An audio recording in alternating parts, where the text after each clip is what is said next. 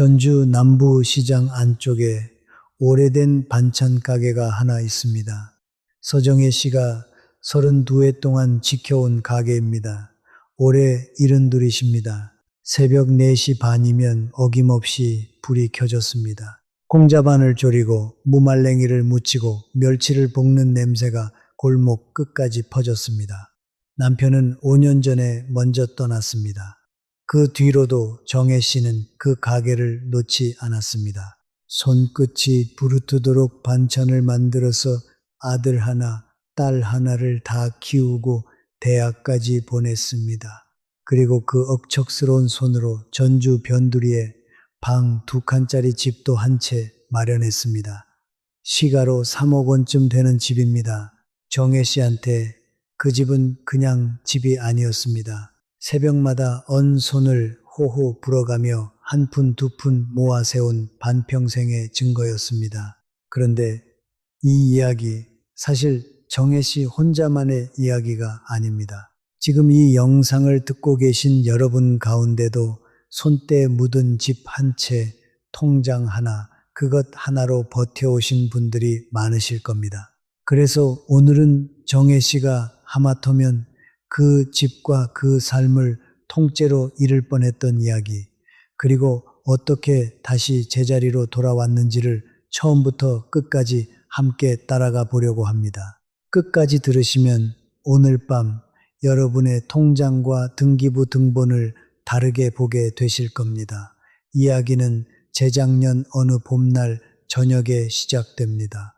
그날 아들이 오랜만에 반찬 가게로 찾아왔습니다. 아들은 40 중반입니다. 작은 사업을 하는데 요즘 형편이 좀 빠듯하다는 이야기는 정혜 씨도 들어서 알고 있었습니다. 그날따라 아들 표정이 어딘가 부드러웠습니다. 어머니, 이제 그만 고생하시고 저희랑 같이 살아요. 그리고 어머니 집 말인데요. 나중에 복잡해지기 전에 명예 정리를 미리 좀 해두는 게 어떨까 싶어서요. 그러면 제가 다 알아서 처리할 테니 어머니는 편하시잖아요. 여러분, 이 말 어떻게 들리십니까? 같이 살자. 참 따뜻한 말입니다. 효도처럼 들립니다. 걱정처럼 들립니다.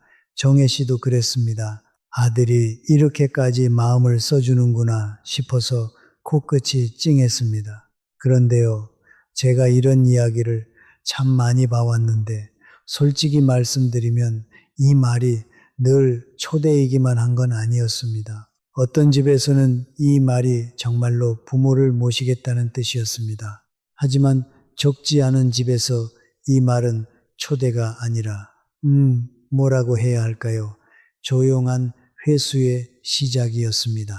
집을 회수하고 결정권을 회수하고 나중에는 그 사람의 품위까지 회수해가는 말이었습니다. 물론 아들이 나쁜 마음을 먹었다는 이야기가 아닙니다. 그 부분은 뒤에서 다시 말씀드리겠습니다. 일단 정혜 씨가 그날 밤 어떻게 했는지부터 보시죠. 정혜 씨는 그날 밤 며칠만 생각해 보겠다고 했습니다. 가게 문을 닫고 혼자 집에 돌아와 저녁상을 차렸습니다. 밥그릇 하나, 국그릇 하나, 젓가락 한 벌. 예전에는 이 식탁에 밥그릇이 40 놓였습니다. 아이들이 서로 반찬 먹겠다고 다투던 소리로 시끄러웠습니다. 지금은 텔레비전 소리만 맞은편 빈자리를 채우고 있었습니다. 정혜 씨는 그 빈자리를 물끄러미 보다가 생각했습니다. 이 큰 집에 나 혼자 남았는데 아이들 말대로 하는 게 맞지 않을까? 재개발이니 뭐니 복잡한 일 생기면 나 혼자 어떻게 감당하나? 그 생각이 자꾸 마음을 눌렀습니다. 그래서 정혜 씨는 처음부터 명의를 덜컥 넘기지는 않았습니다. 대신 이렇게 시작했습니다. 아들이 사업 자금이 조금 모자란다고 하자 괜찮다, 엄마는 괜찮다, 어차피 나중에 다 너희 거 아니냐 하면서 모아둔 돈을 조금 보탰습니다. 처음엔 500만 원이었습니다. 몇 달 뒤엔 손주 전세 보증금이 부족하다고 해서 또 얼마를 보탰습니다. 그럴 때마다 정혜 씨 마음은 뿌듯했습니다. 그래도 내가 아직은 자식한테 보탬이 되는구나 싶었습니다. 우리 부모 마음이 다 그렇지요. 자식한테 뭔가 해줄 수 있다는 게 얼마나 큰 기쁨인지 말입니다. 그런데 문제는 여기서부터 조용히 시작됩니다. 정혜 씨는 그때 몰랐습니다. 자식에게 줄 때는 하나씩 떼어주는 것 같은데 돌아서서 보면 어느새 나 자신을 통째로 내어주고 있다는 걸 말입니다. 통장 잔고가 눈에 띄게 줄었습니다. 예전 같으면 병원비 걱정 없이 냈을 텐데 이제는 무릎이 시큰거려도 병원 가는 걸 자꾸 미뤘습니다.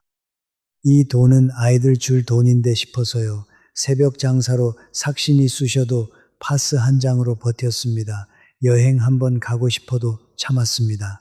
내 돈인데도 내 마음대로 쓰지를 못했습니다. 왜냐하면 스스로 이미 나중에 다 너희 거라고 마음속에 도장을 찍어버렸으니까요. 그러던 어느 해 겨울 정혜 씨 무릎이 결국 탈이 났습니다. 퇴행성 관절염이라고 했습니다. 손주를 봐준다고 몇 년을 안고 업고 계단을 오르내린 무릎이 더는 버티지 못한 겁니다. 이제 새벽 장사도 예전 같지 않았습니다. 시장에서 30년 넘게 같이 웃고 떠들던 반찬가게 친구들, 떡집 아주머니, 건어물 가게 사장님, 그분들과도 자연스럽게 멀어졌습니다. 몸이 아프니 시장에 나가는 날이 줄고 나가는 날이 줄으니 사람도 멀어지고 정혜 씨는 그렇게 조금씩 세상에서 혼자가 되어 갔습니다. 그 무렵 아들이 다시 왔습니다. 이번엔 표정이 또 달랐습니다. 처음 그 부드럽던 얼굴이 아니라 뭔가 이미 결정을 다 내리고 온 사람의 얼굴이었습니다. 어머니, 이제 집 명의는 확실히 정리하시죠. 어머니 몸도 예전 같지 않으신데 요양시설도 알아보고요. 당분간만 그렇게 하시면 돼요. 당분간. 여러분, 이 당분간이라는 말 참 무섭습니다. 당분간이라고 하는데 제가 지켜본 많은 경우에 그 당분간은 다시는 돌아오지 못하는 시작인 경우가 많았습니다. 바로 이 지점에서 정혜 씨가 처음으로 뭔가 이상하다는 걸 느꼈습니다. 정혜 씨는 그날 밤 자기 집 거실에 앉아서 이런 생각을 했습니다. 이상하다. 이 집은 내가 새벽마다 온손 불어가며 마련한 내 집인데 그런데 왜 내가 지금 이 집 안에서 손님처럼 눈치를 보고 있지? 여러분, 이 감각이 얼마나 중요한지 잠깐 짚고 넘어가겠습니다. 집이라는 게 참 묘합니다. 여러분 주머니 속에 그 집 열쇠가 있고 등기부 등본에 여러분 이름 석자가 남아있을 때는 여러분이 그 집의 주인입니다. 저녁에 뭘 먹을지, 텔레비전을 몇 시에 끌지, 보일러를 올릴지 내릴지 다 여러분이 정합니다. 그런데 그 종이 위에 이름 석자가 다른 사람 이름으로 바뀌는 순간 그 집의 주인도 바뀝니다. 그 사람이 설령 내가 배 아파 낳은 자식이라 해도요, 여러분은 그 집에서 주인이 아니라 손님이 됩니다. 손님은요, 함부로 못합니다. 냉장고 문 한번 여는 것도 눈치를 봅니다. 이름이 남아있어야 자리가 남습니다. 이 말 오늘 꼭 기억해 두십시오. 자, 그러면 여러분 이런 의문이 드실 겁니다. 아니, 정혜 씨가 그렇게 세상 물정을 모르는 분도 아니고 32해나 장사를 하며 산전수전 다 겪은 분입니다. 그런데 우리는 왜 자식 앞에만 서면 안 된다는 말 한마디를 못할까요? 왜 그렇게 자기를 자꾸 줄이기만 했을까? 저는 이게 정혜 씨 한 사람만의 문제가 아니라고 생각합니다. 우리 모두의 이야기입니다. 이건 그러니까 세대의 문제입니다. 잠깐 이 이야기를 하고 넘어가야 뒤에 나오는 해결책이 제대로 마음에 들어옵니다. 우리 세대가 건너온 세월은 참 유별났습니다. 전쟁이 막 끝나고 손에 쥔 것 하나 없던 그 시절, 끼니가 부족하고 걸칠 옷이 모자라던 그 세월을 지나오셨습니다. 그 시절 부모가 할 수 있는 가장 확실한 일은 딱 하나였습니다. 내가 굶더라도 자식은 먹이는 것, 내가 헐벗더라도 자식은 입히는 것, 내 앞날은 없어도 자식의 앞날은 만들어주는 것, 그리고 그건 실제로 효과가 있었습니다. 우리가 굶으며 보낸 그 학비 덕분에 자식들이 대학에 갔습니다. 그래서 온 사회가, 우리 사회가 그 희생을 미덕이라고 불렀습니다. 좋은 부모란 자기를 끝까지 희생하는 부모라고요. 그런데 여기서 함정이 생깁니다. 희생이 미덕이라고 불리는 순간 멈출 수가 없어집니다. 멈추면 나쁜 부모가 되는 것 같으니까요. 대학 보냈으니 됐다 싶으면 취직을 도와야 하고, 취직했으니 됐다 싶으면 결혼 자금을 대야 하고, 결혼했으니 됐다 싶으면 전세금을 보태야 하고, 손주가 태어나면 또 봐줘야 하고, 끝이 없습니다. 처음부터 끝을 정해두지 않았으니까요. 그리고 여기 우리가 꼭 봐야 할 숫자들이 있습니다. 저도 이 숫자를 처음 보고 마음이 참 무거웠습니다. 예순을 넘기신 우리 어르신들 중에 꽤 많은 분이 일손을 놓은 뒤에도 장성한 자녀에게 경제적으로 손을 보탠 적이 있다고 합니다. 그런데 그 가운데 거의 절반 가까운 분들이 그 지원 때문에 정작 자기 노후 생활이 빠듯해졌다고 답했습니다. 쉽게 말씀드리면 이렇습니다. 지금 이 영상을 듣고 계신 10분 가운데 67분은 은퇴 후에도 자식에게 돈을 보태신 적이 있으실 겁니다. 그리고 그중 절반은 그 때문에 본인 생활이 쪼들리셨습니다. 이건 우리 잘못이 아닙니다. 사회가 그렇게 만든 겁니다. 그런데 더 마음 아픈 숫자가 있습니다. 보건복지부와 중앙노인보호전문기관이 발표한 2024년 노인학대 현황 보고서를 보면 한 해 동안 학대 피해를 입은 것으로 확인된 어르신이 7,167명이었습니다. 전년보다 2%가 늘었습니다. 학대로 판정된 사례는 2011년에 3,400여 건이던 것이 2021년에는 6,700여 건으로 10년 만에 2배 가까이 늘었습니다. 여기서 우리가 정말 눈여겨봐야 할 대목이 있습니다. 그 학대가 도대체 어디서 일어났느냐 하는 겁니다. 보고서를 보면 학대가 일어난 가구 형태 가운데 노인 부부 가구가 40% 정도로 가장 많았고, 그 다음이 놀랍게도 자녀와 함께 사는 가구였습니다. 무려 28%가 넘습니다. 반면에 혼자 사는 노인 가구는 15%가 채 안 됐습니다. 여러분, 이 숫자가 무슨 뜻인지 아십니까? 우리는 흔히 혼자 사는 게 위험하고 자식이랑 같이 살면 안전하다고 생각합니다. 그런데 실제로 드러난 학대는 오히려 같이 사는 집에서 더 많이 나타나고 있다는 겁니다. 물론 같이 사는 자식이 다 그렇다는 뜻은 절대 아닙니다. 오해하지 마십시오. 다만 같이 산다는 것 자체가 안전을 보장해 주지는 않는다는 것, 이걸 말씀드리는 겁니다. 한 가지 더 놀라운 사실이 있습니다. 예전에는 어르신을 힘들게 하는 사람이 주로 아들과 딸이었습니다. 2011년 보고서에서는 아들과 딸이 60%, 그중 아들이 46%나 됐습니다. 그런데 최근 보고서에서는 그 양상이 바뀌었습니다.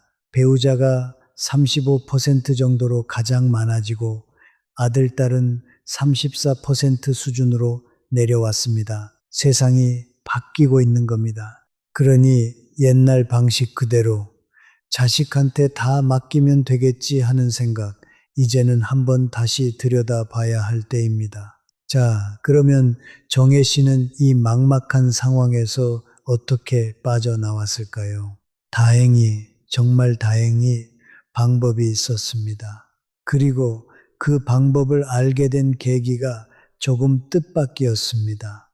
무릎 때문에 한동안 못 나가던 정혜 씨를 시장 떡집 아주머니가 어느 날 붙잡았습니다. 정혜 씨, 집에만 있지 말고 나랑 동네 노인복지관이나 한번 가보자.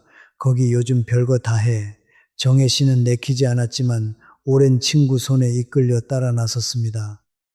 그런데 그날 복지관에서 마침 노후 재산을 어떻게 지킬 것인가 하는 상담 강좌가 열리고 있었습니다.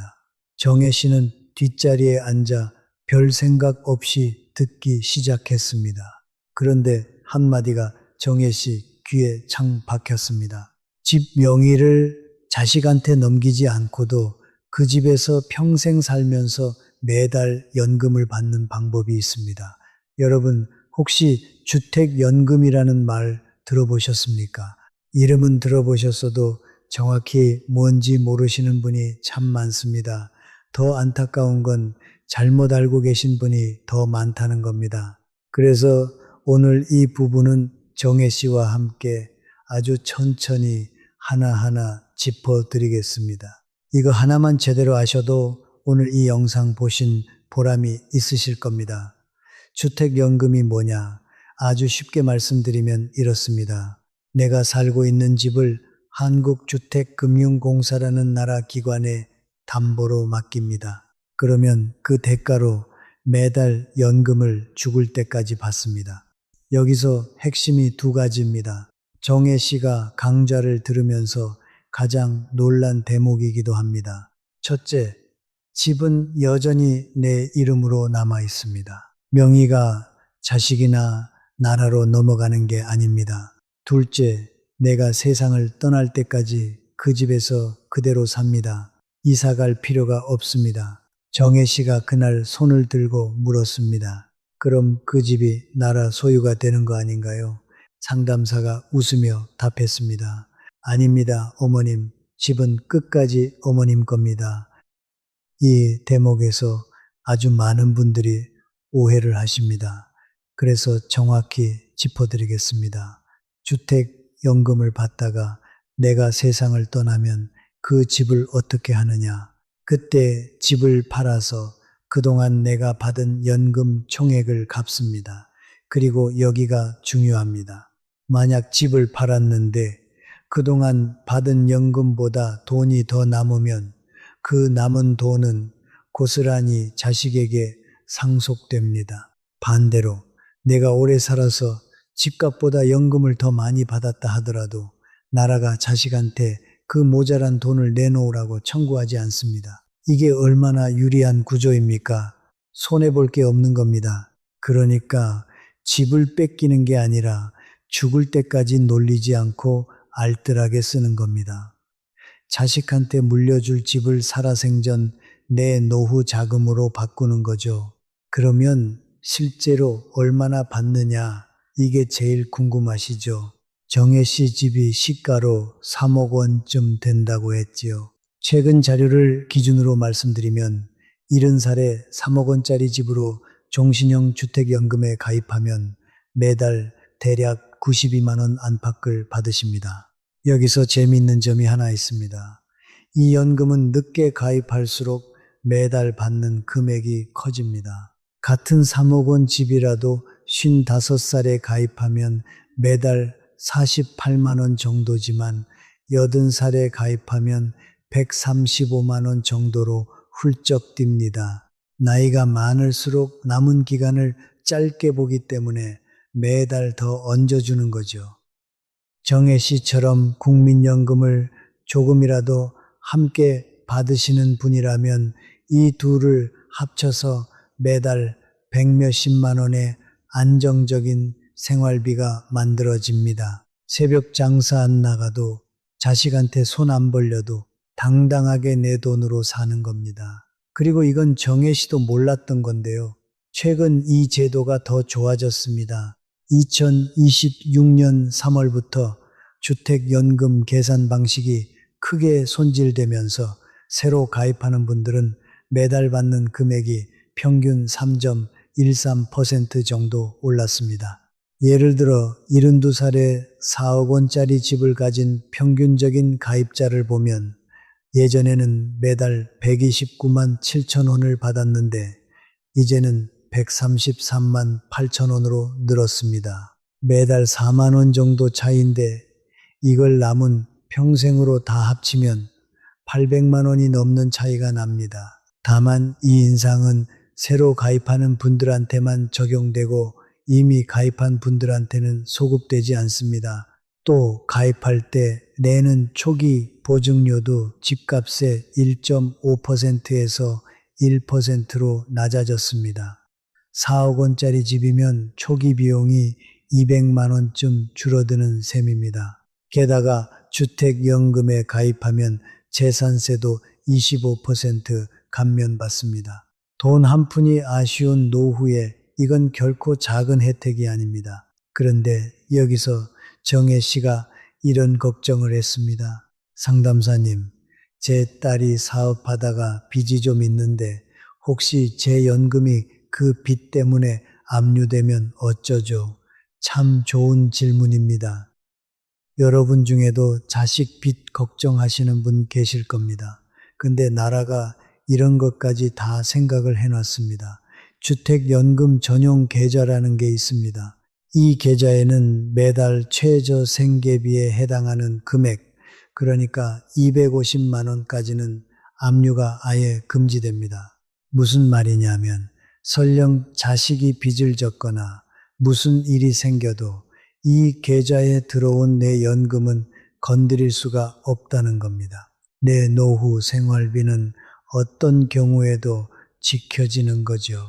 정혜 씨는 이 대목에서 마음이 한결 놓였다고 합니다. 자, 그런데 이렇게 좋은 제도인데도 놀라운 사실이 하나 있습니다.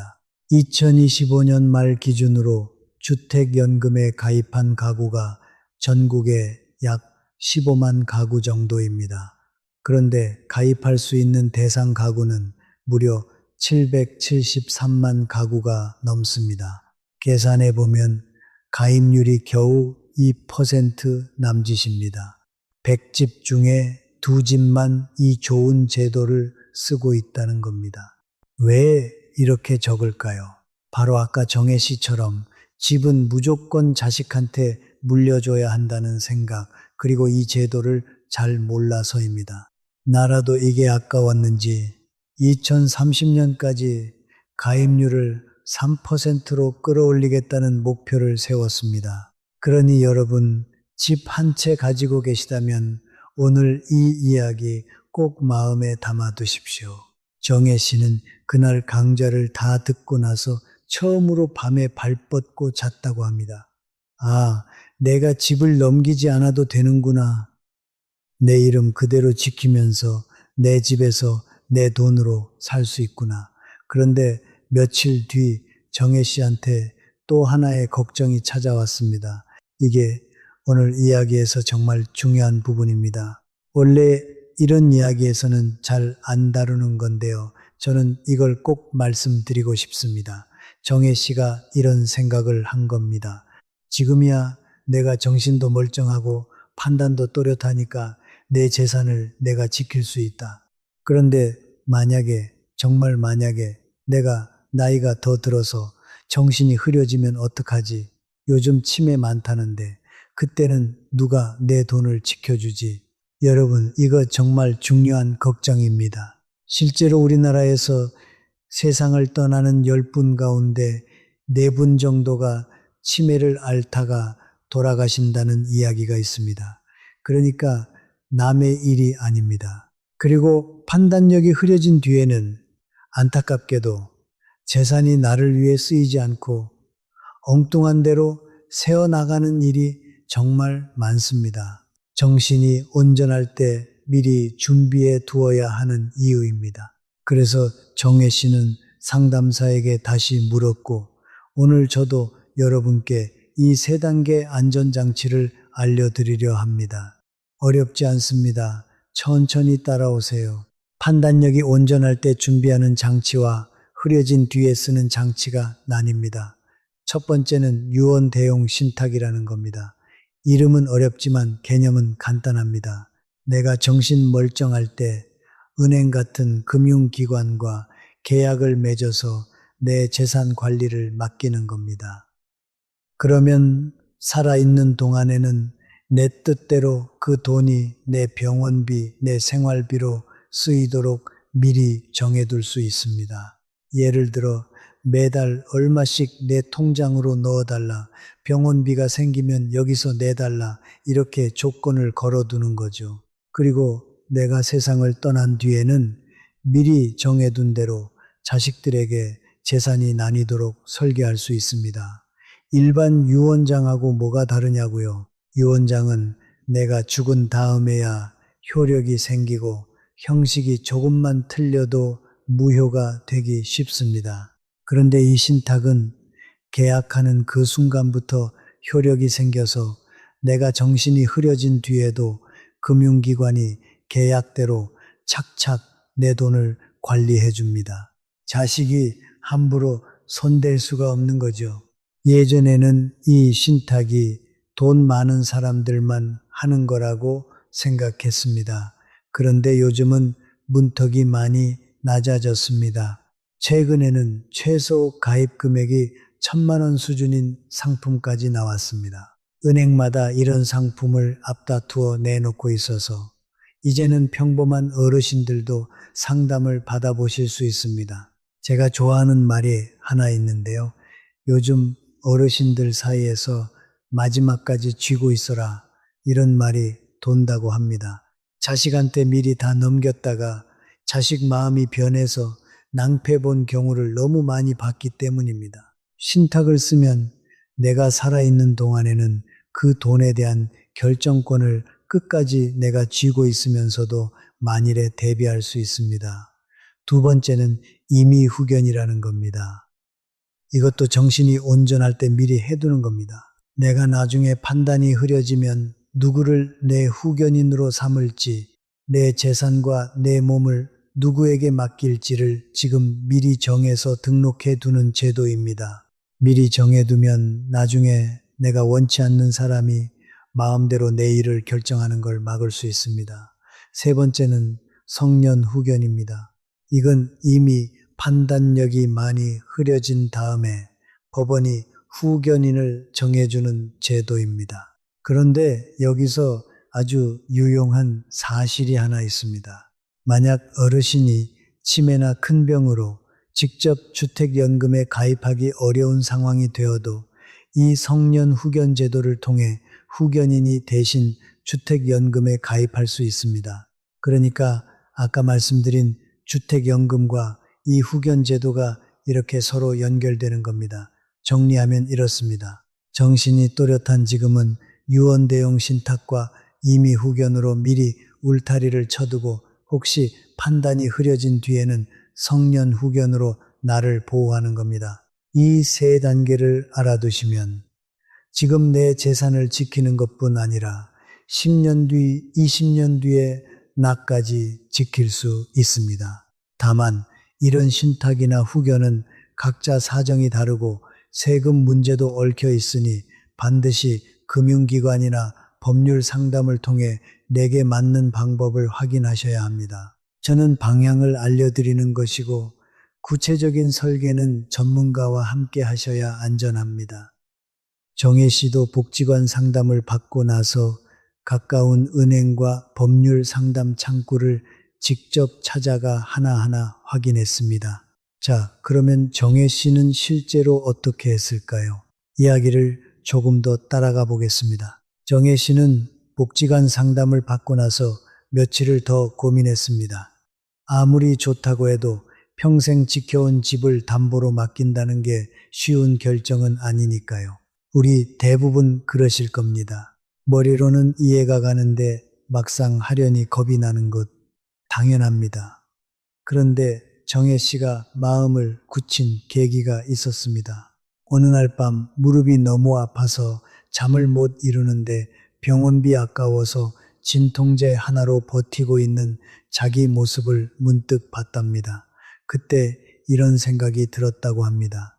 내 집이 이렇게 멀쩡히 있는데 나는 왜 이렇게 궁상을 떨고 있나? 내 집으로 나를 좀 돌봐도 되는 거 아닌가? 그래서 정혜 씨는 가까운 은행 창구를 찾아갔습니다.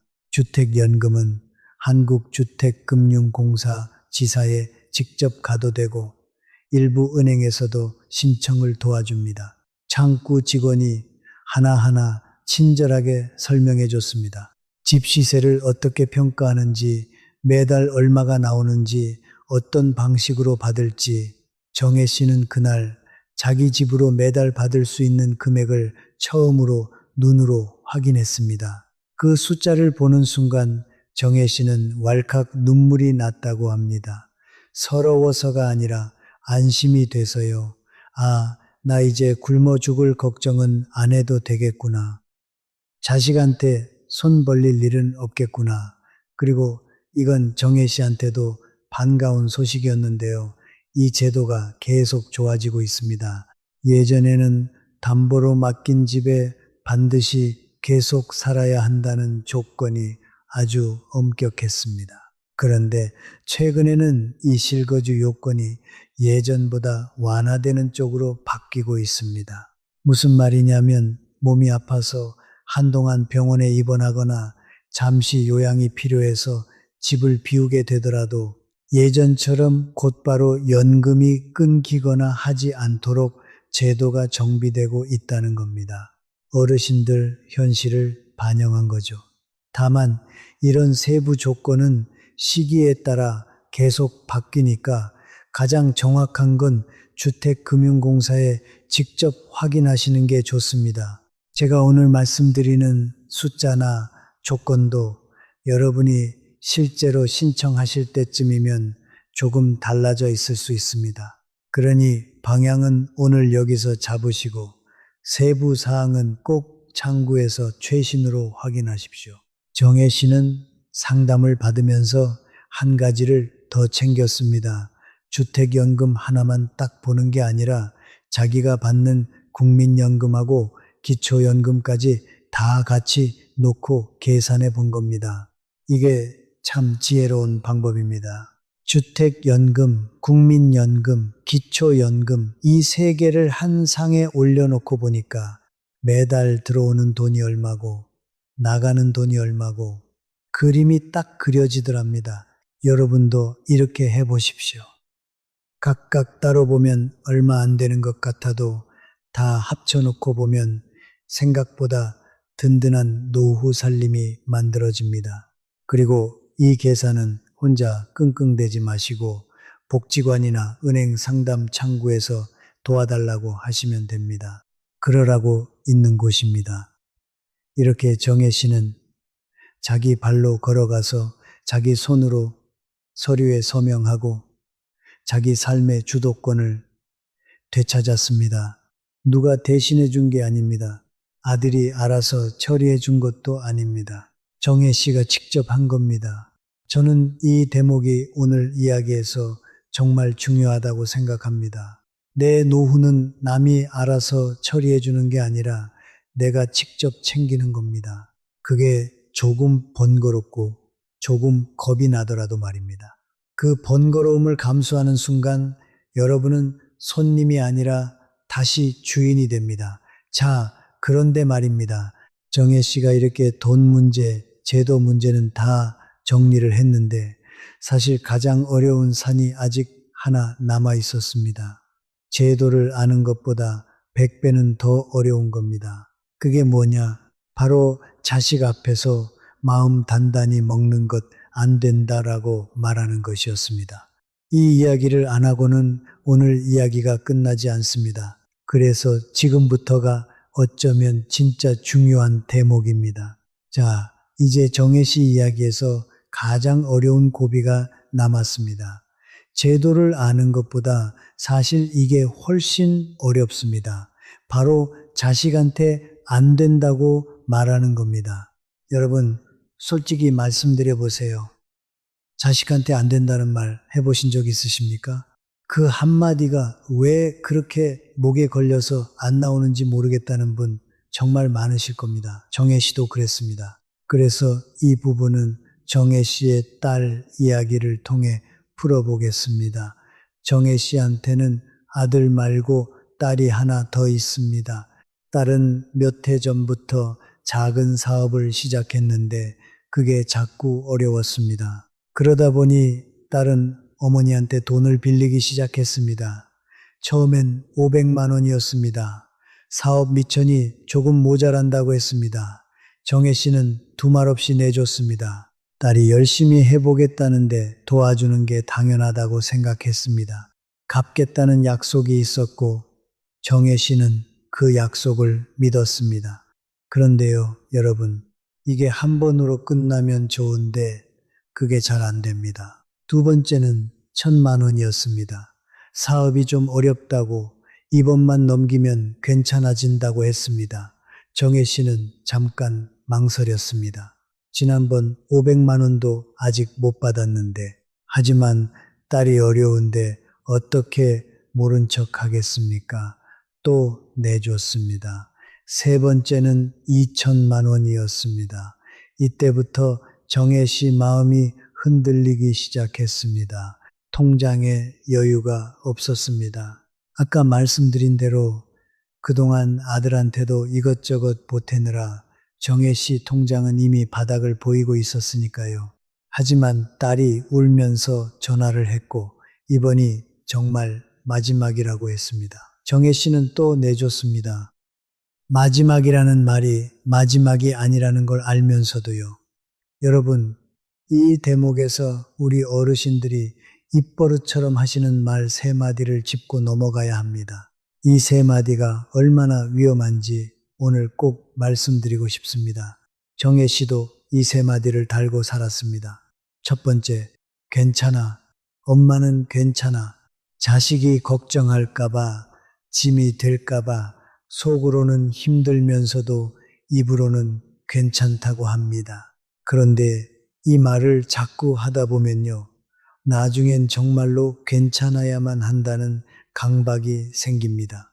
아프면 아프다고 해야 병원에 가는데 괜찮다고 말해버린 사람은 병원도 못 갑니다. 이 말의 진짜 속뜻이 뭔지 아십니까? 나는 괜찮지 않지만 네가 걱정할까봐 괜찮은 척하는 것. 다시 말하면 나는 아파도 말하지 않겠다는 선언입니다. 두 번째, 나중에 다 너희 거야. 이 말을 하는 순간 무슨 일이 벌어지는지 아십니까? 여러분은 자기 재산의 주인이 아니라 자식 재산의 관리인이 되어버립니다. 관리인은 함부로 못 씁니다. 여행 한번 가고 싶어도 이 돈은 애들 줄 돈인데 싶어서 참습니다. 병원에서 좋은 치료 받고 싶어도 이 돈 쓰면 물려줄 게 줄어드니까 참습니다. 내 돈인데 내 마음대로 못 쓰는 겁니다.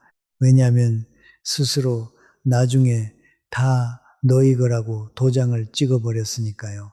세 번째, 자식한테 패 끼치면 안 돼. 이 말이 아마 제일 많이 하시는 말일 겁니다. 그런데 좀 이상하지 않습니까? 패라는 건 남한테 민폐 끼칠 때 쓰는 말입니다. 그런데 왜 내 자식한테 도움을 청하는 게 패가 됩니까? 자식이 어렸을 때 여러분한테 밥 달라, 학비 달라 했던 건 패였습니까? 아니죠. 가족이니까 당연한 거였습니다. 그런데 왜 방향만 바뀌면 패가 됩니까? 이 세 마디를 가만히 들여다보면 공통점이 하나 있습니다. 세 마디 모두 나를 줄이는 말입니다. 내 고통을 줄이고 내 권리를 줄이고 내 존재를 줄이는 말입니다. 이 말을 오래 하다 보면 정말로 사람이 작아집니다. 그리고 작아진 부모를 자식은 작게 대하기 쉽습니다. 이건 자식이 나빠서가 아닙니다. 우리 부모가 스스로 자기를 자꾸 작게 만든 탓입니다. 혹시 오늘 이 세 마디 중에 하나라도 하신 적이 있으십니까? 괜찮습니다. 저도 그랬고 우리 대부분이 그랬습니다. 중요한 건 이제부터입니다. 이 세 마디를 멈추고 대신 딱 한 마디를 시작하시면 됩니다. 내게도 내 몫의 삶이 남아있다. 이 말, 이기적인 말 아닙니다. 70년을 살아온 사람이 자기 삶이 있다고 말하는 게 왜 이기적입니까? 그건 가장 건강한 선언입니다. 자, 다시 정혜 씨 이야기로 돌아가 볼까요? 딸의 네 번째 전화가 왔을 때 정혜 씨는 마침 부엌에서 저녁을 준비하고 있었습니다. 딸 번호를 보는 순간 정혜 씨 손이 멈췄습니다. 예전에는 딸 전화가 오면 그렇게 반가웠는데 어느 순간부터 딸 전화가 무서워졌다고 합니다. 또 돈 이야기겠지 하는 생각이 먼저 들었으니까요. 엄마, 나 이번에 좀 급한 게 있는데 딸이 말을 꺼내는 순간 정혜 씨가 말을 끊었습니다. 평생 처음이었습니다. 안 된다 였습니다. 은주야, 이번엔 안 된다. 미안하지만 안 돼. 전화기 너머로 잠시 침묵이 흘렀습니다. 딸이 당황한 게 느껴졌습니다. 엄마, 내 말 좀 들어봐. 아니, 이번엔 안 돼. 정혜 씨 목소리는 떨렸지만 말은 분명했습니다. 딸이 다시 뭐라고 했는데 정혜 씨는 더 듣지 않았습니다. 들으면 또 흔들릴 것 같았으니까요. 전화를 끊고 나서 정혜 씨는 부엌 바닥에 주저앉아 한참을 울었습니다. 여러분, 이게 매정한 걸까요? 저는 아니라고 생각합니다. 이건 정혜 씨가 처음으로 자기 자신을 지킨 순간이었습니다. 그 뒤로 딸의 연락이 뚝 끊겼습니다. 한 달이 지나고 두 달이 지나고 석 달이 지나도 딸에게서 전화가 오지 않았습니다. 명절에도 오지 않았습니다. 다른 자식한테 물어보니 딸이 화가 많이 났다고 하더랍니다. 엄마가 변했다고, 매정해졌다고. 정혜 씨는 그 8달이 인생에서 가장 긴 시간이었다고 말했습니다. 매일 전화기를 들여다봤습니다. 혹시 딸한테서 연락이 오지 않았나? 안 왔습니다. 그래도 정혜 씨는 먼저 전화하지 않았습니다. 여기서 먼저 전화해서 미안하다고 하면 또 원래대로 돌아간다는 걸 알았으니까요. 내가 약해지면 딸도 약해진다는 걸 알았으니까요. 그 8달 동안 정혜 씨한테는 습관이 하나 생겼습니다. 반찬을 만드는 것이었습니다. 딸이 어릴 때부터 유독 좋아하던 게 있었거든요. 정혜 씨표 간장게장하고 무생채였습니다. 정혜 씨는 그걸 매달 만들어서 통에 담아 냉장고에 차곡차곡 넣어뒀습니다. 딸한테 보내지는 않았습니다. 그냥 딸이 오면 주려고 만들어서 넣어두기만 했습니다. 냉장고 한쪽이 그 반찬통으로 가득 차갈 무렵 9번째 달에 드디어 딸에게서 전화가 왔습니다. 엄마, 딸의 목소리였습니다. 엄마, 그때 엄마가 안 빌려줘서 나 처음으로 내 힘으로 해결했어. 정혜 씨는 그 말을 듣고 한참을 아무 말도 못했습니다. 딸이 계속 말했습니다. 처음엔 엄마가 너무 야속했어. 왜 나만 안 도와주나 원망했어. 그런데 아무도 안 도와주니까 스스로 방법을 찾게 되더라고. 알바도 하고 빚도 정리하고 안 되는 사업은 접고 취직을 했어. 힘들었지만 해냈어. 엄마 고마워. 정혜 씨는 그 고마워라는 말을 듣는 순간 눈물이 왈칵 쏟아졌습니다. 돈을 줄 때는 한 번도 못 들어본 말이었습니다. 돈을 안 줬더니 오히려 고맙다는 말이 돌아온 겁니다. 여러분, 이게 참 묘하죠. 우리는 흔히 자식한테 다 해주는 것이 사랑이라고 여깁니다. 그런데 우리가 잊고 사는데 때로는 안 해주는 것이 더 큰 사랑일 때가 있습니다. 정혜 씨가 딸한테 준 가장 큰 선물은 2천만 원이 아니라 그 안 된다는 한마디였습니다. 그 한마디가 딸을 스스로 서게 만들었으니까요. 부모가 자기를 다 갈아 넣어가며 도와주면 자식은 고마움 대신 부담을 느낍니다. 이 은혜를 어떻게 갚을 수는 있나 하는 죄책감이 쌓입니다. 그리고 그 죄책감은 시간이 지나면 회피가 됩니다. 전화를 덜 하게 되고 방문을 미루게 됩니다. 그래서 아이러니하게도 가장 많이 준 부모가 가장 외로운 노후를 보내는 경우가 있는 겁니다. 반대로 정혜 씨처럼 알맞은 선을 그으면 그 선이 오히려 관계를 살립니다. 그 뒤로 달라진 게 있습니다. 딸이 일요일마다 전화를 하기 시작했습니다. 예전에는 전화가 오면 늘 엄마, 그게 말이야 하면서 부탁이 따라왔습니다. 그런데 이제는 달라졌습니다. 엄마, 밥 먹었어. 그렇게 시작합니다. 별다른 용건 없이 오늘 날씨가 좋네. 시장에 딸기가 나왔더라. 그런 이야기를 합니다. 그게 전부입니다. 정혜 씨는 그 전화가 돈 줄 때 받았던 어떤 감사 인사보다 더 따뜻하다고 했습니다. 자, 그러면 여기서 아주 현실적인 질문이 나옵니다. 정혜 씨처럼 주택연금도 알아보고 신탁이나 후견도 준비하고 이제 안 된다는 말도 하기로 마음먹었다고 칩시다. 그런데 이걸 자식한테 어떻게 말하죠? 갑자기 어느 날 얘들아 나 이제 집으로 연금 받을 거다. 내 재산은 내가 다 쓸 거다. 이렇게 선언하면 어떻게 되겠습니까? 자식들 입장에서는 당황합니다. 심하면 배신당했다고 느낄 수도 있습니다. 그래서 이걸 어떻게 꺼내느냐가 정말 중요합니다. 제가 세 단계로 알려드리겠습니다. 어렵지 않습니다. 첫 번째 단계, 씨를 뿌리듯 슬쩍 흘리는 겁니다.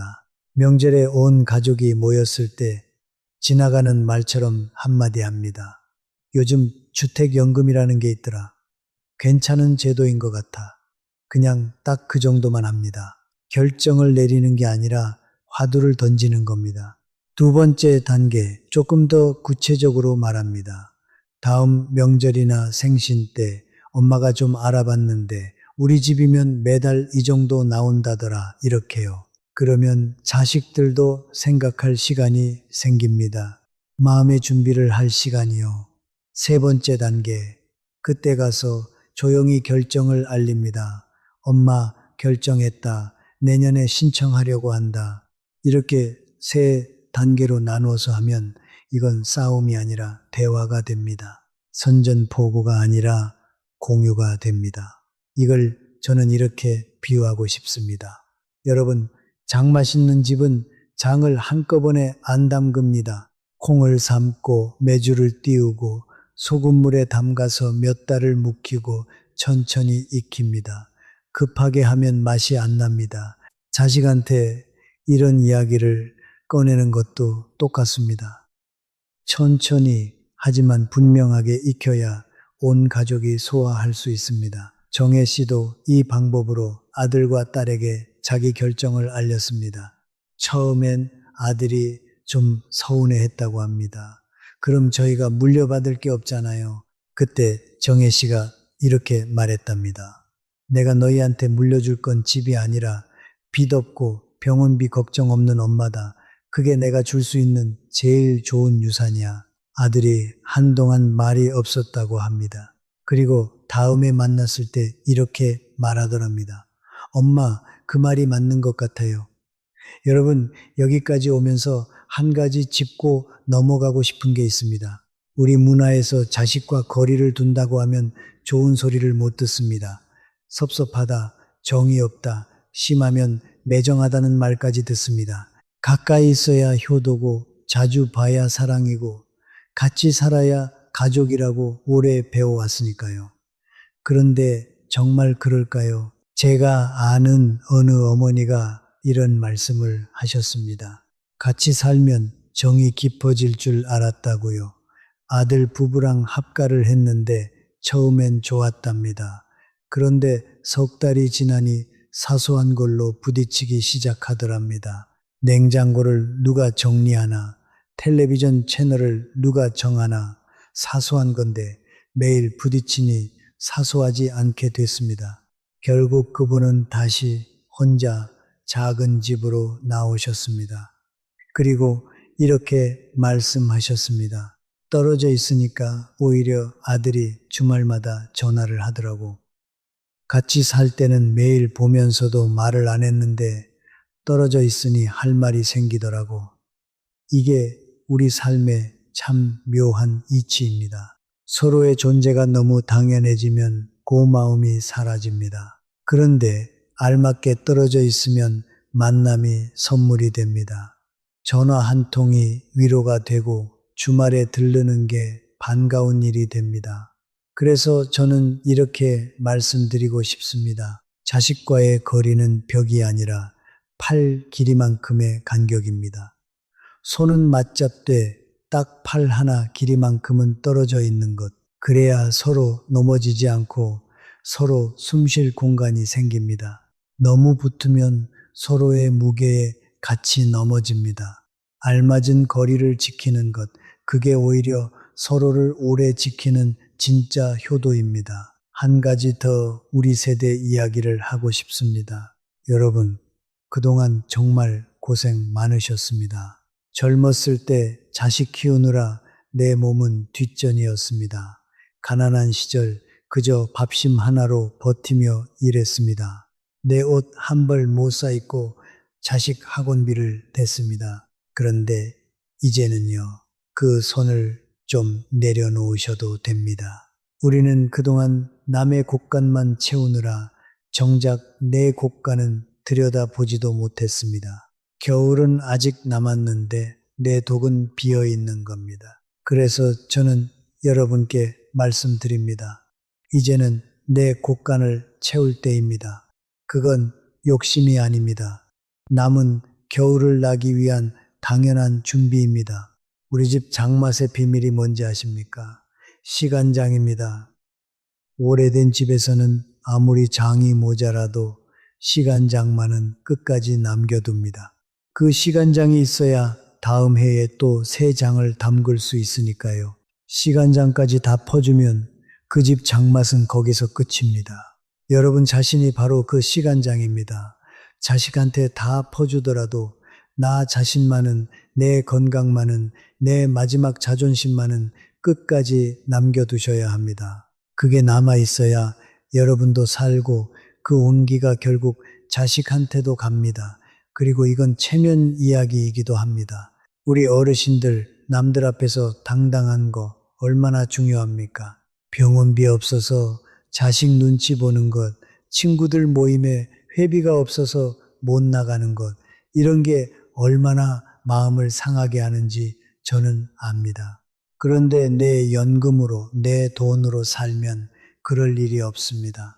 친구들이랑 국밥 한 그릇 내가 사고 손주 용돈 내 손으로 쥐어주고 아플 때 눈치 안 보고 병원 가고 이게 바로 당당한 노년입니다.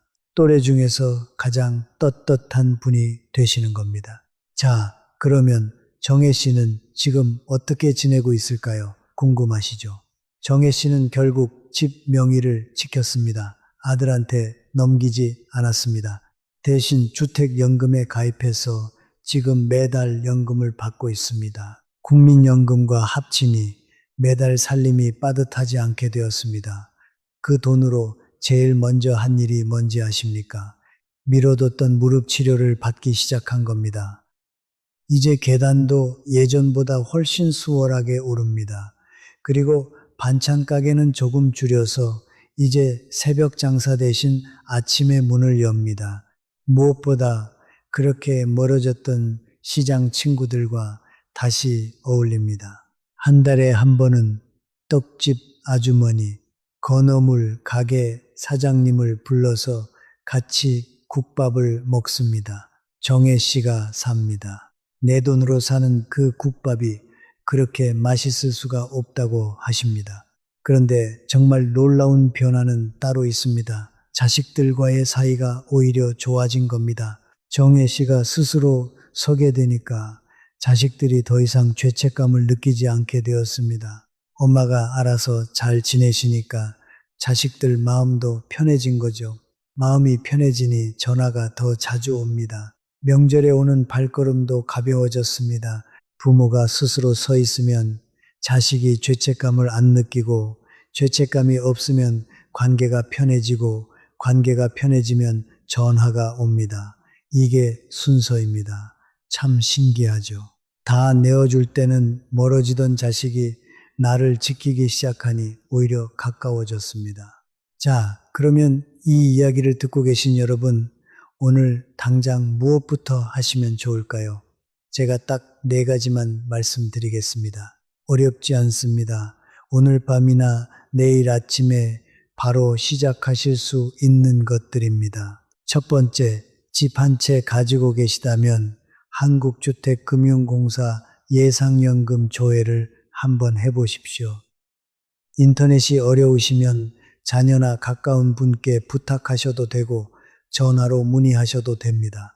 내 집으로 매달 얼마를 받을 수 있는지 그 숫자 하나만 알아도 마음이 달라집니다. 두 번째, 오늘 밤 등기부 등본을 한번 확인해 보십시오. 거기 소유자란에 누구 이름이 적혀 있습니까? 여러분 이름 석자가 그대로 있습니까? 만약 이미 다른 이름으로 되어 있다면 그것부터 상담을 받아보셔야 합니다. 세 번째, 가까운 노인복지관이나 은행에 상담을 한번 예약해 보십시오. 주택연금, 유언대용 신탁, 후견제도 이런 걸 무료로 안내받을 수 있는 곳이 생각보다 많습니다. 혼자 끙끙 앓지 마시고 전문가에게 물어보십시오. 네 번째, 자식에게 씨를 한번 뿌려보십시오. 이번 명절이나 다음 통화 때 지나가는 말로 요즘 주택연금이라는 게 있더라. 한마디만 던져보십시오. 그 한마디가 시작입니다. 이 네 가지, 돈 거의 안 듭니다. 조회도 상담도 대부분 무료입니다. 특별한 장비도 필요 없습니다. 필요한 건 딱 하나, 오늘 시작하겠다는 마음뿐입니다. 정혜 씨도 이 네 가지부터 시작했습니다. 처음엔 떡집 아주머니 손에 이끌려 복지관에 간 것, 그 한 걸음이 정혜 씨 인생을 통째로 바꿨습니다. 한 가지 장면을 더 말씀드리고 싶습니다. 정혜 씨한테는 8살짜리 손녀가 있습니다. 얼마 전 정혜 씨가 그 손녀를 데리고 놀이공원에 갔습니다. 예전 같으면 엄두도 못 냈을 겁니다. 표 값이 얼만데 이 돈이면 애들 뭘 사주지 하면서 참았을 겁니다. 그런데 이번엔 달랐습니다. 정혜 씨가 제 연금으로 제 손으로 손녀표를 끊었습니다. 회전 목마를 태워주고 솜사탕도 사주고 저녁엔 손녀가 좋아하는 돈가스도 사줬습니다. 그날 집에 오는 길에 손녀가 이렇게 말했답니다. 할머니, 다음에 또 오자. 할머니랑 오니까 진짜 좋아. 정혜 씨는 그 말이 그렇게 가슴에 사무쳤다고 합니다. 이게 바로 우리가 지키려는 겁니다. 손주랑 놀이공원 가서 당당하게 표 한 장 끊는 것, 자식한테 손 안 벌리고 내 손주 용돈 내가 쥐어주는 것, 이게 얼마나 큰 행복입니까? 그런데 이 작은 행복도 내 노후가 무너지면 누릴 수가 없습니다. 통장이 비면 손주 앞에서도 작아집니다. 그래서 내 노후를 지키는 건 결국 내 손주 앞에서 당당한 할머니, 당당한 할아버지로 남는 길이기도 합니다. 자식을 위해서가 아니라 오히려 자식과 손주를 위해서라도 나를 먼저 지켜야 하는 겁니다. 그리고 정혜 씨는 요즘 한 가지 보람을 더 느낍니다. 시장에서 오래 알고 지낸 건어물 가게 사장님이 있는데 그분도 얼마 전 아들이 집을 정리하자는 이야기를 꺼냈답니다. 예전에 정혜 씨와 똑같은 상황이죠. 그때 정혜 씨가 그 사장님을 붙잡고 자기 이야기를 다 해줬습니다. 명의는 절대 함부로 넘기지 마라. 주택연금이라는 게 있으니 복지관에 같이 가보자 하면서요. 그 사장님도 지금 상담을 받아보고 있다고 합니다. 정혜 씨는 이렇게 말했습니다. 내가 하마터면 큰일 날 뻔했는데 이제 내 이야기가 다른 사람 살리는 데 쓰이니 얼마나 다행이냐고요. 오늘 이 영상을 보시는 여러분도 정혜 씨처럼 누군가를 살리는 사람이 되실 수 있습니다. 자, 그런데 정혜 씨가 이렇게 달라지니까 재미있는 일이 벌어졌습니다. 시장 친구들이 하나둘 정혜 씨를 붙잡고 물어보기 시작한 겁니다. 정혜 씨, 그 연금이라는 거 놔도 되는 거야. 그러다 궁금한 게 자꾸 생기니까 결국 정혜 씨가 다시 복지관 상담사한테 물어다가 친구들한테 알려주는 신세가 됐습니다. 그런데 그 질문들이요. 사실 지금 여러분이 궁금해 하시는 질문과 똑같습니다. 그래서 그 질문들을 하나하나 정리해 드리겠습니다. 이 부분 놓치지 마십시오. 여러분이 정말 궁금하셨던 게 여기 다 나옵니다. 첫 번째 질문. 가입하고 나서 집값이 오르면 어떻게 되느냐? 이거 다들 궁금해 하십니다. 답은 이렇습니다. 가입할 때 정해진 월 수령액은 나중에 집값이 오르든 내리든 그대로 유지됩니다. 그러니까 집값이 뚝 떨어져도 내 연금이 줄어들지 않는다는 거죠. 이게 바로 안전판입니다.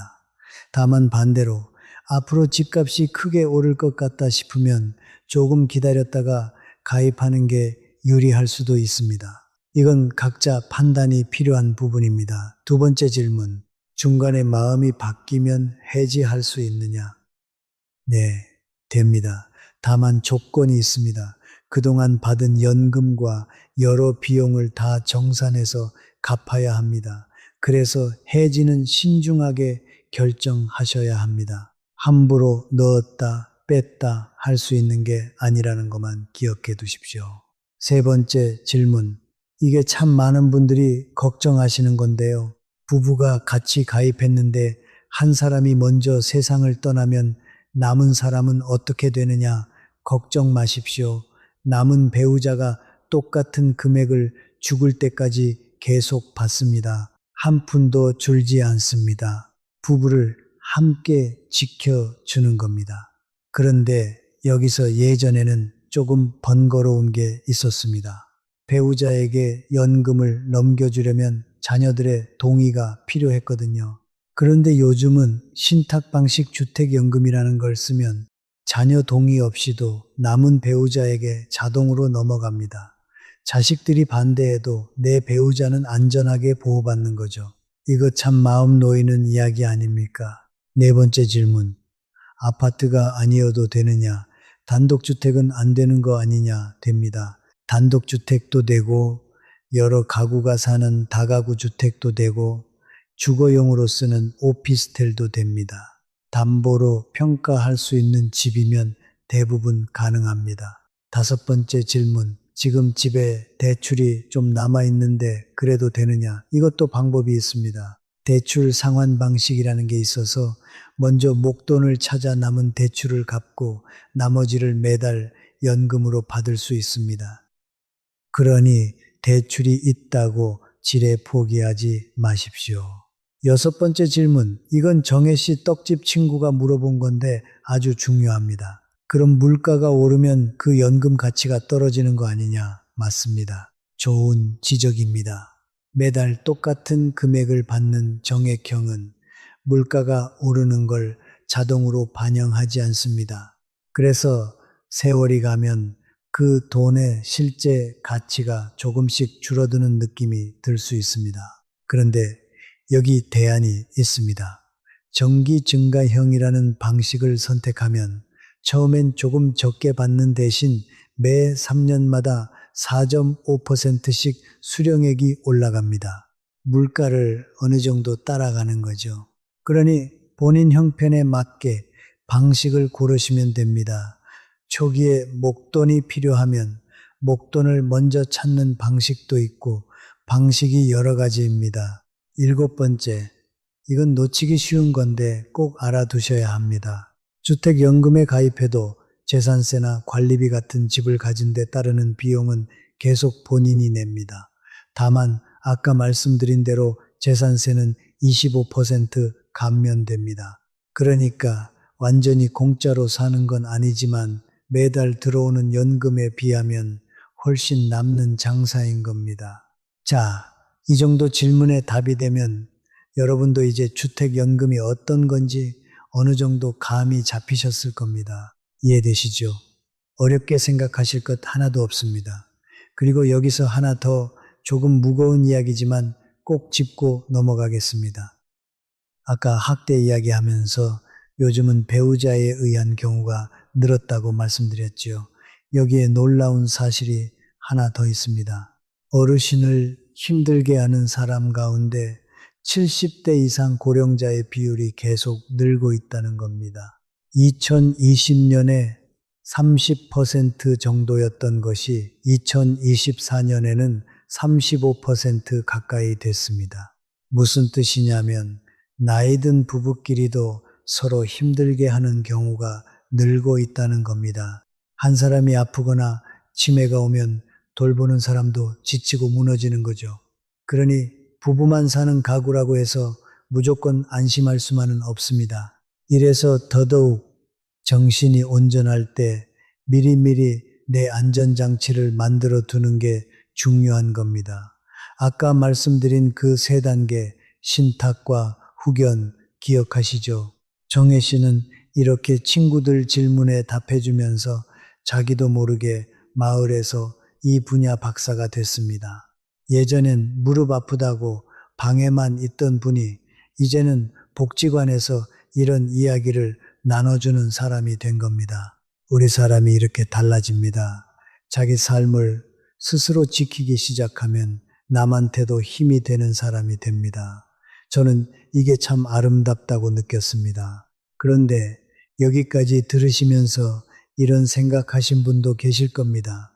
나는 집도 없는데 물려줄 재산이라고 할 것도 별로 없는데 이 이야기가 다 남의 일 같다고요. 아닙니다. 오늘 제가 드린 말씀은 집이나 돈 이야기만이 아닙니다. 핵심은 이겁니다. 내 시간, 내 건강, 내 마음의 평화. 이것은 집이 있든 없든 누구에게나 있는 소중한 자산입니다. 그리고 이걸 지키는 원칙은 똑같습니다. 함부로 넘기지 않는 것, 끝을 정해두는 것, 내 몫은 내가 챙기는 것.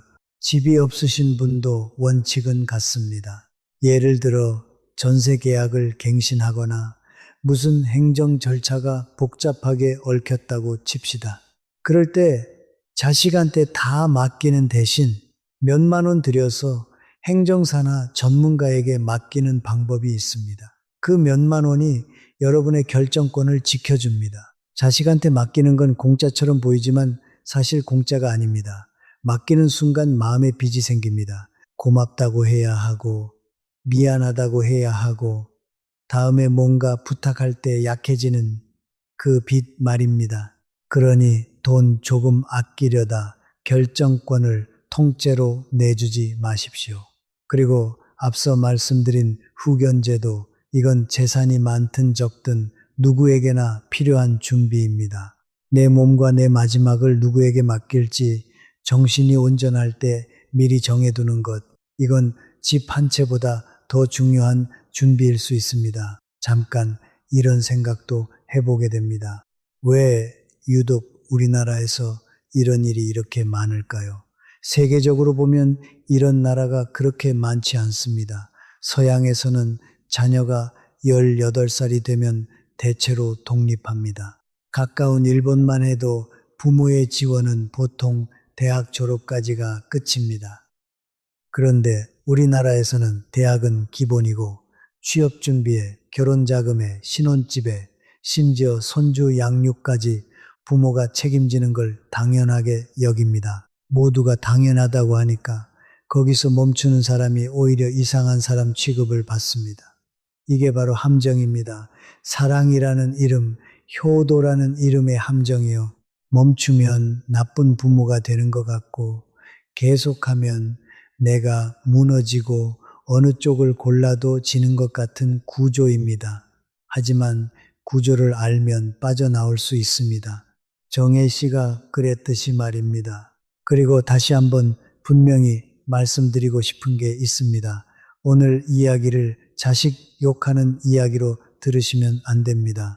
정혜 씨 아들도 딸도 나쁜 사람이 아니었습니다. 처음엔 정말로 어머니를 걱정하는 마음이었을 겁니다.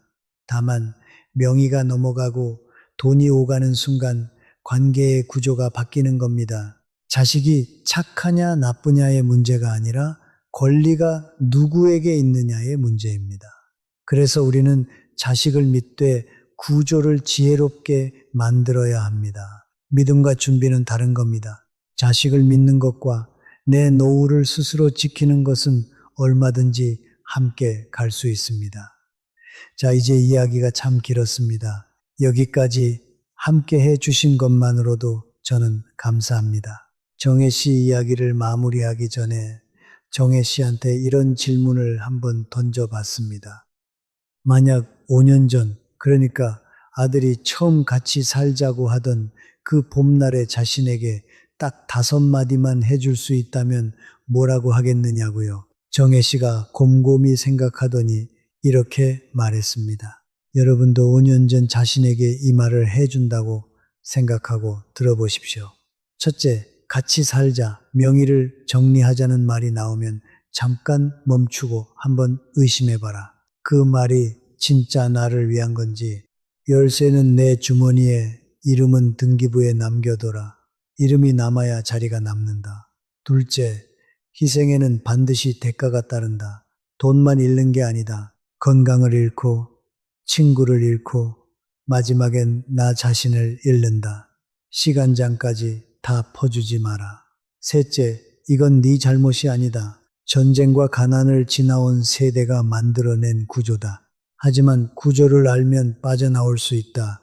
넷째, 괜찮다는 말, 나중에 다 너희 거라는 말, 패 끼치면 안 된다는 말, 그 세 마디를 멈춰라. 대신 내게도 내 몫의 삶이 있다고 말해라. 그리고 주택연금이든 신탁이든 후견이든 방법은 얼마든지 있다. 장 담그듯 천천히 하지만 분명하게 준비해라. 다섯째, 거리를 두는 건 사랑을 버리는 게 아니다. 팔 길이만큼의 간격이 오히려 서로를 살린다. 안 된다는 말 한마디가 2천만 원보다 더 큰 선물이 될 수 있다. 이 5마디 오늘 이 이야기의 전부입니다.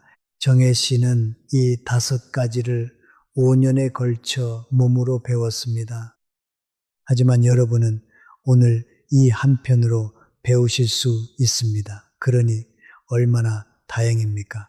마지막으로 오늘 꼭 기억하셨으면 하는 2가지만 다시 짚어드리겠습니다. 하나, 집이 있으시다면 주택연금입니다. 명의는 그대로 내 이름으로 두고 죽을 때까지 그 집에 살면서 매달 연금을 받습니다. 3억 원짜리 집이면 70살 기준으로 매달 90만 원 안팎이 나옵니다. 자식 빚이 걱정되면 전용 계좌로 250만 원까지 압류를 막을 수 있습니다. 둘, 만일에 대비하는 3단계 안전장치입니다. 정신이 온전할 때 유언 대용 신탁과 임의 후견으로 미리 준비하고 혹시 판단이 흐려지면 성년 후견으로 나를 지킵니다. 이 2가지만 마음에 담아두셔도 오늘 이 시간이 아깝지 않으실 겁니다. 당당하게 사는 것, 그게 가장 아름다운 노년입니다. 남의 눈치 보지 않고 자식의 허락을 구하지 않고 내 집에서 내 밥을 먹고 내 돈으로 내 병원에 가고 내가 원할 때 내가 원하는 곳에 가는 것, 거창한 게 아닙니다. 원래 당연한 건데 우리가 너무 오래 그 당연한 걸 포기하고 살았을 뿐입니다. 잘 나이 든다는 건 조용히 사라지는 게 아닙니다. 마지막 순간까지 내 삶의 주인으로 또렷하게 서 있는 것입니다. 여러분, 오늘 이 이야기가 마음에 닿으셨다면 한 가지만 부탁드리고 싶습니다.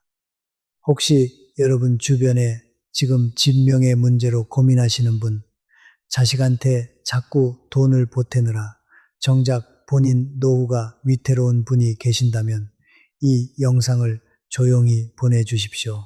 같은 나이 또래 친구분, 형제분, 옆집 어르신, 때로는 남이 해주는 이야기 한마디가 혼자 100번 고민한 것보다 더 큰 힘이 됩니다. 그리고 댓글도 하나 남겨주시면 좋겠습니다. 지금 이 이야기를 어디에서 듣고 계신지, 서울인지, 부산인지, 조용한 시골 마을인지 적어주십시오. 저는 늘 궁금합니다. 이 이야기가 어디까지 가 닿는지요. 또 한 가지, 혹시 자식한테 처음으로 안 된다고 말해보신 날이 있으셨다면 그때 마음이 어땠는지도 나눠주십시오. 여기는 누구도 판단하지 않는 곳입니다. 같은 시대를 건너온 우리끼리 서로의 이야기를 들어주는 자리입니다. 오늘도 끝까지 들어주셔서 고맙습니다. 여러분은 이미 충분히 잘 살아오셨고 충분히 많이 내어주셨습니다. 이제는 받으실 차례입니다. 누구한테 받는 게 아니라 여러분이 여러분 자신에게 돌려주는 겁니다. 미뤄두었던 병원 예약을 오늘 잡으십시오. 오래 못 만난 친구에게 오늘 전화를 거십시오. 가고 싶던 곳이 있다면 다음 달이 아니라 이번 주에 가십시오. 여러분의 다음은 바로 지금입니다. 부디 오늘 하루가 어제보다 조금 더 당당하고 조금 더 홀가분한 하루이기를 진심으로 바랍니다.